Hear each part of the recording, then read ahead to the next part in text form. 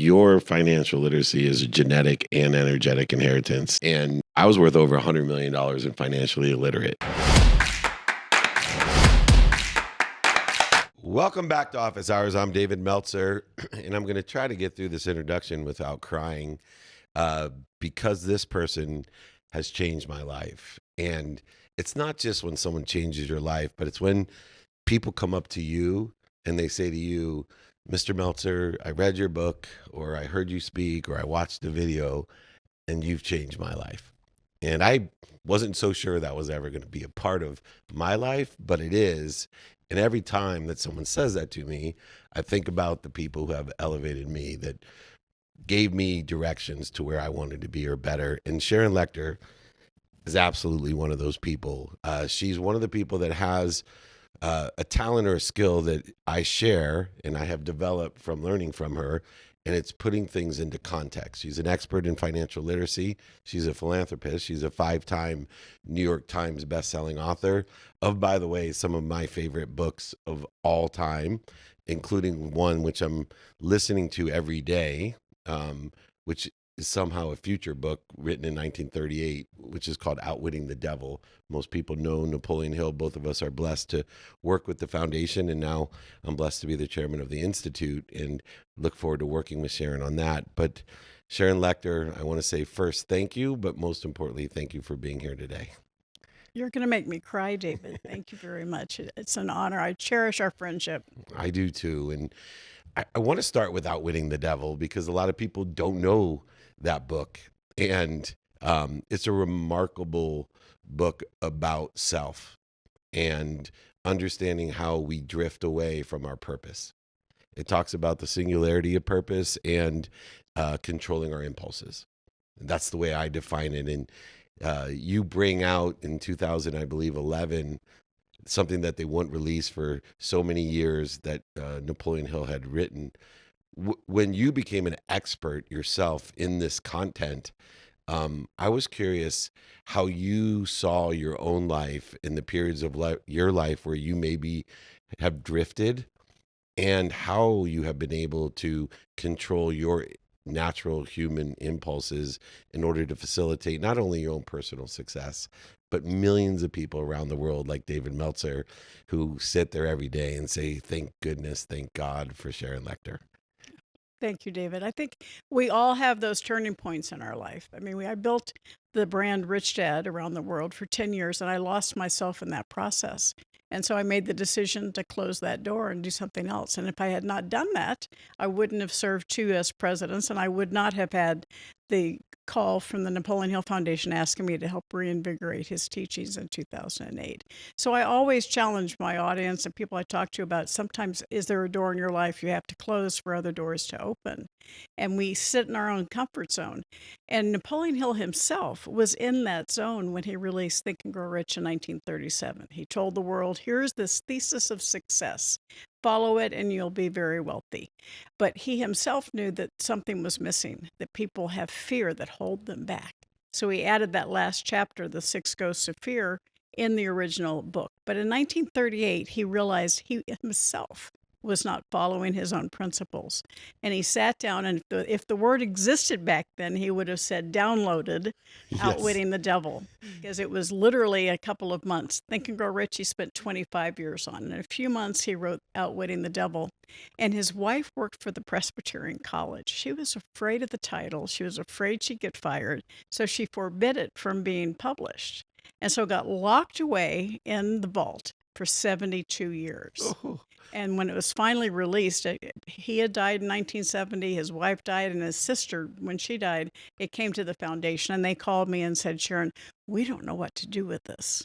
And it was an incredible experience. The manuscript was sent to me. I was probably the 4th or 5th human to read it, and it was typed on a typewriter and had handwritten notes from Napoleon Hill. It was as if I was having a conversation with him.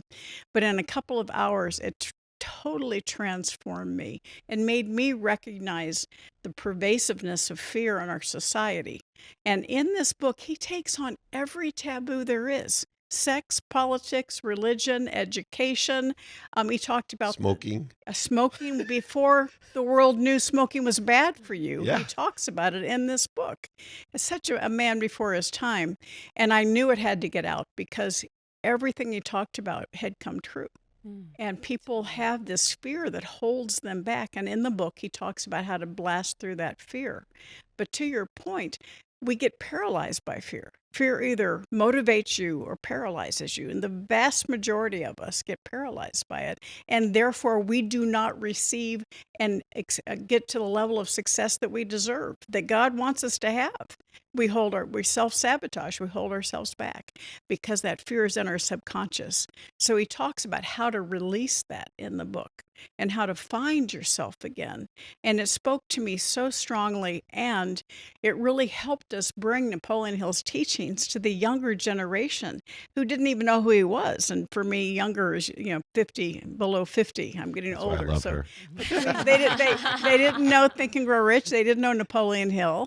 And this one is a little in your face, as you can imagine. Yep. And if you listen to the audiobook, I made them get two different actors. I said the devil's voice has got to be grovelly. Yeah. And so I have people call me all the time saying I had to pull off the side of the road. But it really is how we allow our negativity in our brain, our subconscious, to hold us back from achieving success, and what we can do to get rid of that. It's amazing. You'll enjoy this real quickly. So, Outwitting the Devil with Sharon.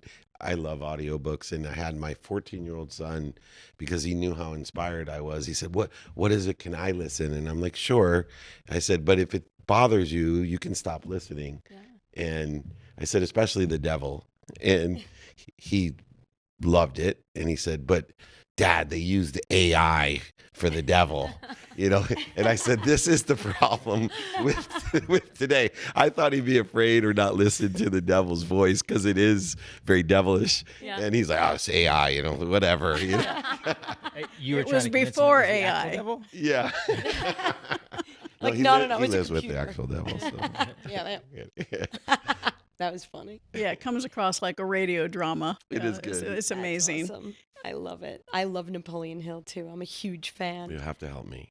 And so being a woman in New York City, a fourth generation contractor, I usually feel like I don't belong in that room, and being in a position where I scaled, where I made the money and I succeeded, and then I lost it all because I was so busy giving it away. I lost the sight of even wanting money. It was never money for me. It was so much more than that.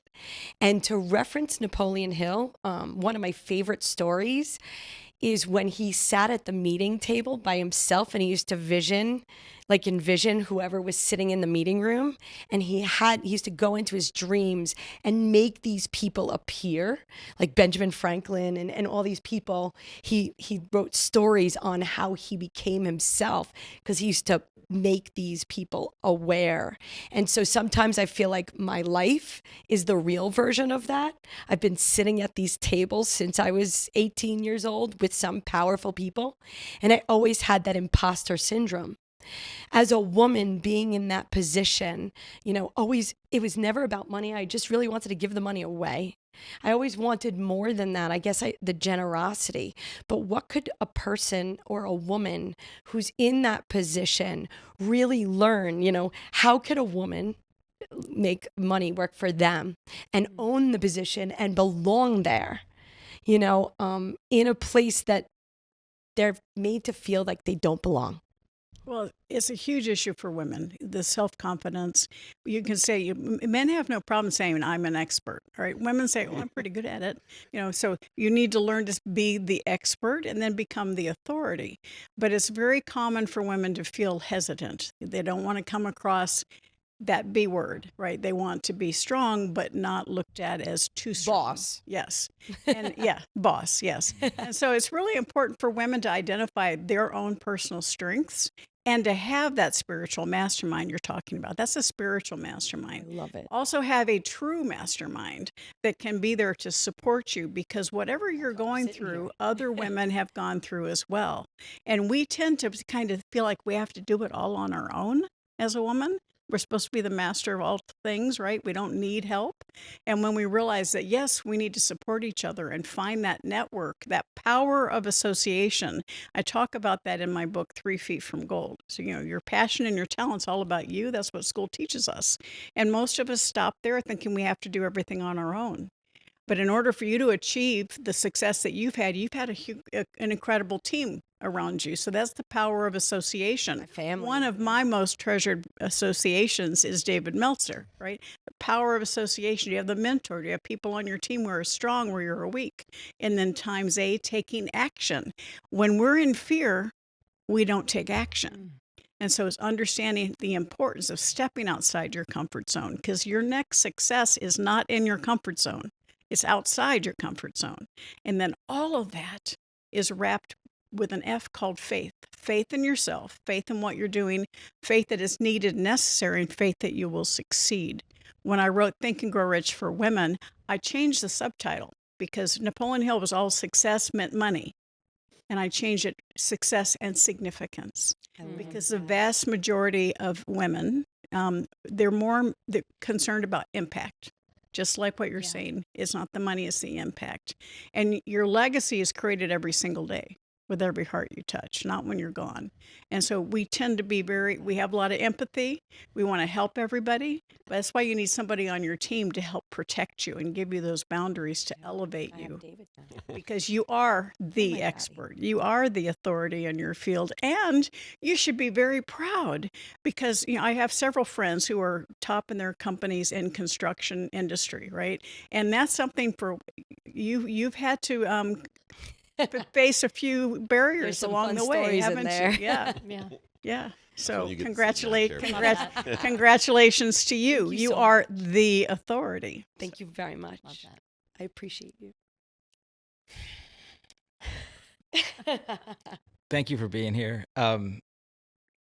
Yeah, I mean, I was touched by your talk. It makes me think of a lot of people who've helped me along the way. But I want to talk about financial literacy for a second. You mentioned just briefly that men have no problem saying, that I'm the expert. Well, that's not me for financial literacy. I've started 2 multi-billion-dollar companies, and would barely consider myself financially literate. I've outsourced most of that, or ignore it for the most part. But I noticed that you have advised 2 U.S. presidents on financial literacy. So I would just love some anecdotes, or maybe make me feel a little bit better about telling me where the presidents were, how that worked, educating them on their journey. I think there's probably many more people in my position than not. And so I'm just curious of what that experience was like with the presidents. 87% of Americans are stressed out about money right now. Mm-hmm. And 80% of men die married, 80% of women die single. So, and only 26 states, which used to be only 5, now require personal financial education for high school graduation. We're up to 26, so that's a win. But we need to be all 50, and that's why you don't have the literacy that you want, because you were never taught. Yep. You've heard the term "the rich get richer, the poor get poorer," because that's what we learn about money at home. And if we truly want to level the playing field, so every child has equal opportunity, we need to get personal financial training in high school and make sure every child has that opportunity.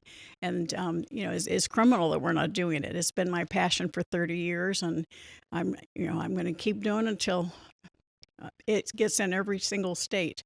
But it's really important because you're not alone. You've had tremendous success. The problem is we are raised in an environment where we say money doesn't grow on trees.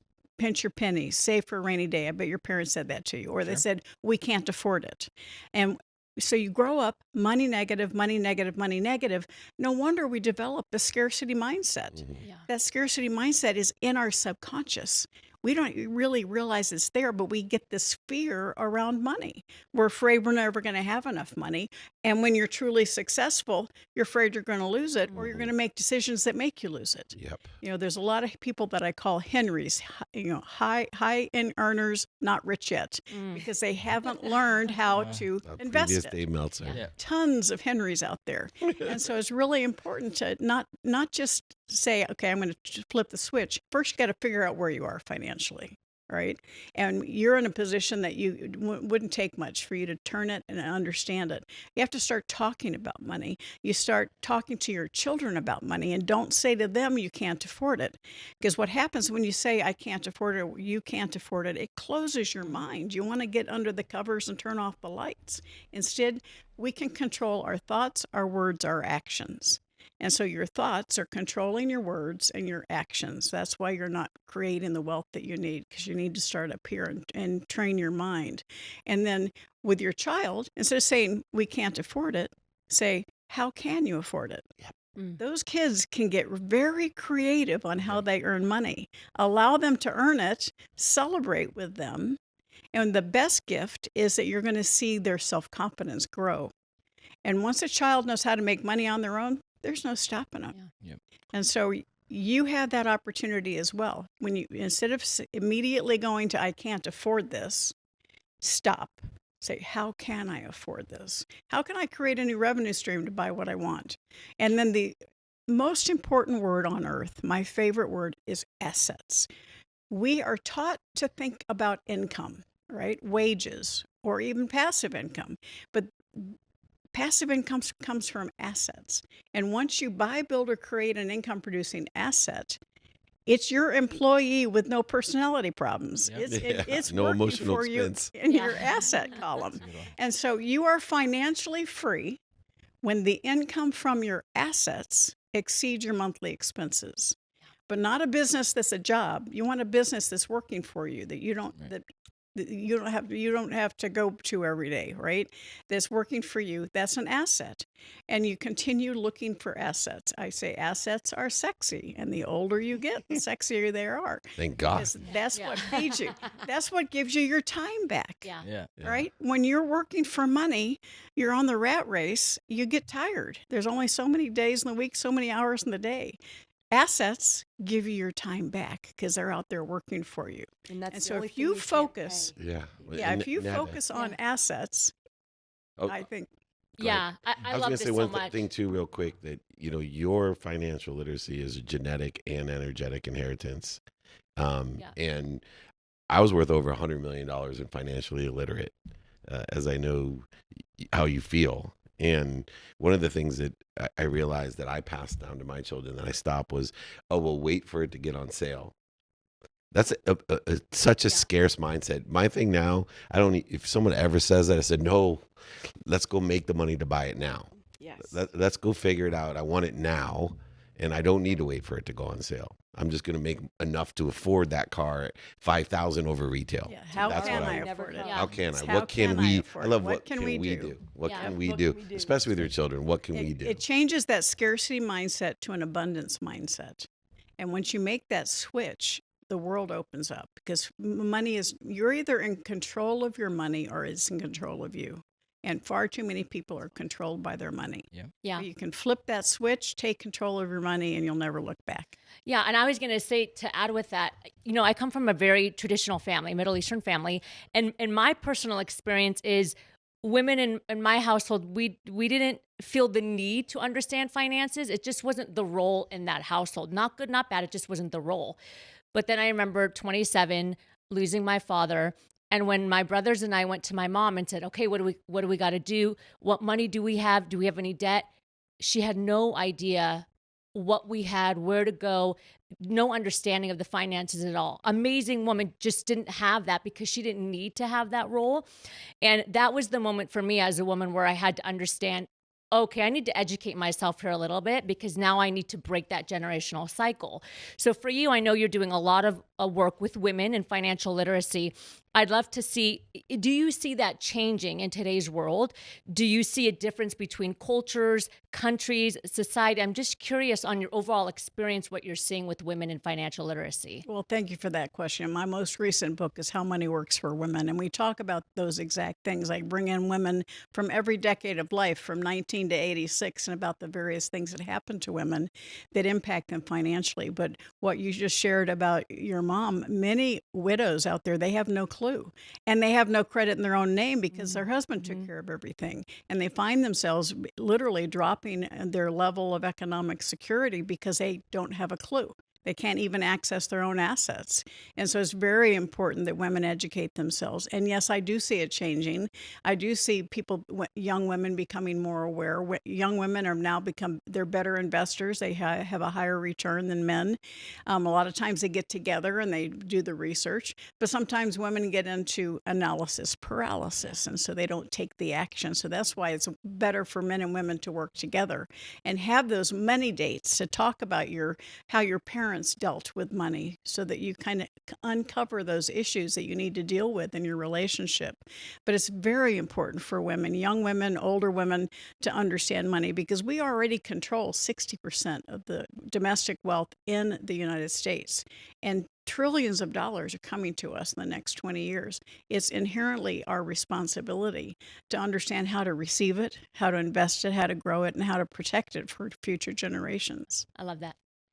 And I love Sharon Lechter for that very reason. She's empowering not just women. Like I said, she harmoniously is looking how men and women can have those money dates. And it's good enough to have a date night with your wife, but to include a certain amount of time. As my wife and I have each quarter a night where we also have a date, but we go ahead and create goals and then get together to see how financially we can meet those objectives. And it's really helped in our relationship and understanding the history of where we come from genetically and energetically. There's too many books to read in one sitting, but I promise you, if you go down the Sharon Lechter rabbit hole, you will be thanking me and Sharon, because I guarantee it will improve your life for the better. It's a divine direction, how to relate and to deal with divine detours, but also to understand divine timing and risk tolerance in everything that you do. We are blessed to have someone who comes from the divine, a hero of mine, a mentor, a teacher, and a coach, bringing the best out of me for years now.